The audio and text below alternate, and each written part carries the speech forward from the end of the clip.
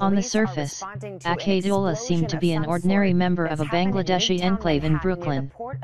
He often prayed at a mosque in an unassuming brownstone in the Kensington section of the borough, where a few thousand of his countrymen reside. Like many immigrants in New York, he made his living at least for a while driving for a car service.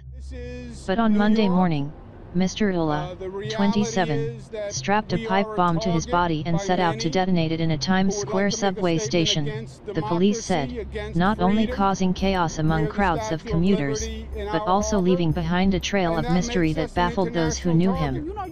He was a good guy, said Mohammad Yousuf, a cab driver who prayed with Mr. Ullah at the mosque.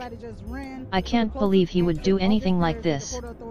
According to several law enforcement officials, Mr. Ullah said he set off the bomb in retaliation for American airstrikes in Syria and elsewhere, targeting members of the Islamic State. Immigration officials and elsewhere, targeting members of the Islamic State, or ISIS.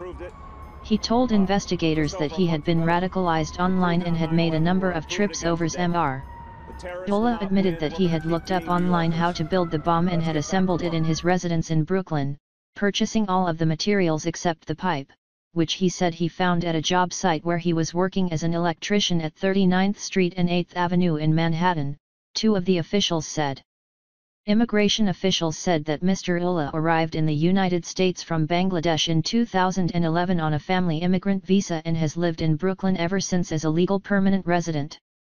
The terms of the visa suggest that Mr. Ullah was related to an American citizen and benefited from what the officials called extended family chain migration.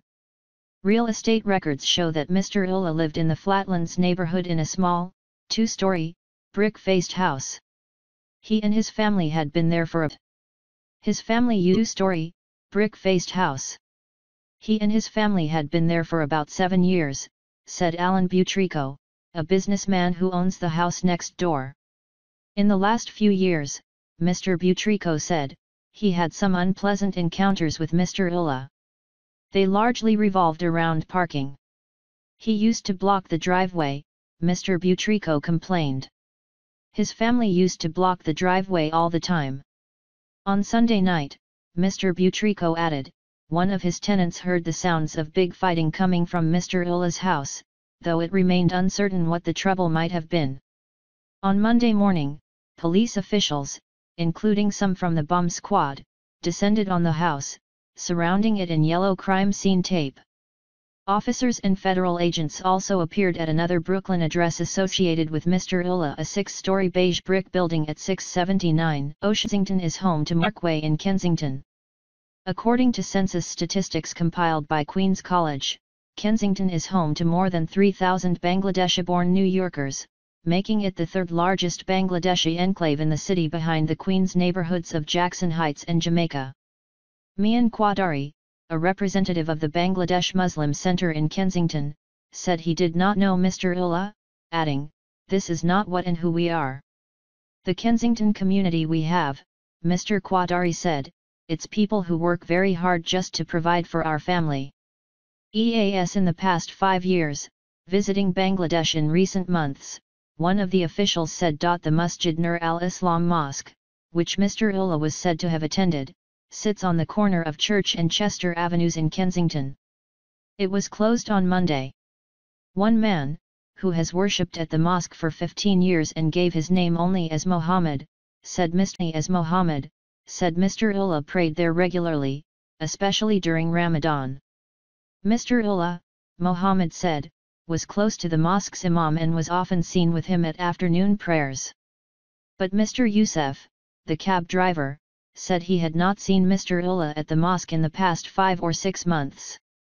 From 2012 to 2015, Mr. Ullah held a license issued by the city to drive for hire vehicles, city officials said. The officials were unable to say if Mr. Ullah had driven a yellow cab or for a private service like Lyft or Uber. It was also unclear, they said, if he had his own car or drove for an employer. Police officials in Bangladesh said on Monday that they had never heard of Mr. Ullah, and the country's embassy in Washington issued a statement declaring a zero-tolerance policy toward terrorism. A terrorist is a terrorist irrespective of his or her ethnicity or nobody anymore. terrorist irrespective of his or her ethnicity or religion, the statement said, and must be brought to justice. Condemnations of the bombing did little to lessen the confusion in Mr. Ullah's neighborhood. "Nothing surprises me anymore today," Mr. Butrico said. "You don't know who your neighbors are.